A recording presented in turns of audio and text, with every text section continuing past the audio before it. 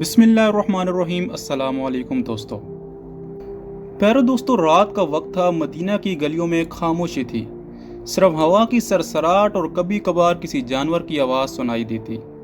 حضرت عمر فاروق رضی اللہ تعالیٰ عنہ خلیفہ دوم اپنی عادت کے مطابق اپنی رعایا کی حالت جاننے کے لیے شہر کی گلیوں میں نکلے ہوئے تھے۔ ان کا لباس سادہ اور چہرے پر ایک فکر مند تاثرات تھے۔ حضرت عمر فاروق رضی اللہ تعالیٰ عنہ ہمیشہ اپنی رعایا کی فلاح و بہبود کے بارے میں فکر مند رہتے تھے۔ اس رات بھی وہ مختلف گھروں کے قریب جا کر لوگوں کی گفتگو سن رہے تھے تاکہ انہیں حقیقی حالات کا علم ہو سکے۔ اسی دوران ایک گھر سے ایک عورت کی آواز سنائی دی جو اپنی بچوں کو دلاسا دے رہی تھی کہ صبر کریں، صبح کچھ کھانے کو مل جائے گا۔ یہ منظر دیکھ کر حضرت عمر فاروق رضی اللہ تعالیٰ عنہ کا دل بھر آیا اور وہ اس گھر کی طرف بڑھے۔ حضرت عمر نے دروازہ کھٹکھٹایا اور اندر جا کر معلوم کیا کہ یہ عورت کیوں پریشان ہے۔ عورت نے بتایا کہ ان کے پاس کھانے کے لیے کچھ نہیں ہے اور بچے بھی بھوک سے بےحال ہیں۔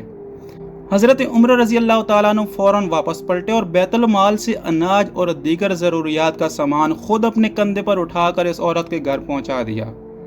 حضرت عمر کے خادم نے کہا، حضرت آپ یہ بوجھ نہ اٹھائیں، یہ اناج کی بوری مجھے دے دیں، اسے میں اٹھا لیتا ہوں۔ حضرت عمر نے جواب دیا کہ قیامت کے دن میرا بوجھ بھی تم اٹھا لو گے۔ دوستو، حضرت عمر فاروق رضی اللہ تعالیٰ عنہ کے دور خلافت میں اسلامی ریاست کی حدود میں زبردست اضافہ ہوا۔ ان کے دور میں عراق، شام، مصر اور ایران کے بڑے علاقے اسلامی ریاست کا حصہ بنے۔ انہوں نے اپنی بہترین حکمرانی کی بدولت لوگوں کو انصاف اور امن کی فراہمی کو یقینی بنایا۔ دوستو، حضرت عمر فاروق رضی اللہ تعالیٰ عنہ کا دور حکومت ایک مثالی دور تھا، لیکن ان کی زندگی کا اختتام ایک المناک حادثے سے ہوا۔ 26 ذی الحجہ 23 ہجری کو ابو لولو فیروز نامی ایک غلام نے نماز فجر کے دوران حضرت عمر فاروق رضی اللہ تعالیٰ عنہ پر حملہ کر کے انہیں شدید زخمی کر دیا۔ 3 دن بعد یکم محرم 24 ہجری کو حضرت عمر فاروق رضی اللہ تعالیٰ عنہ شہید ہو گئے۔ ان کی شہادت اسلامی تاریخ کا ایک دل دہلا دینے والا واقعہ ہے، لیکن ان کی عظیم حکمرانی اور اصلاحات ہمیشہ یاد رکھی جائیں گی۔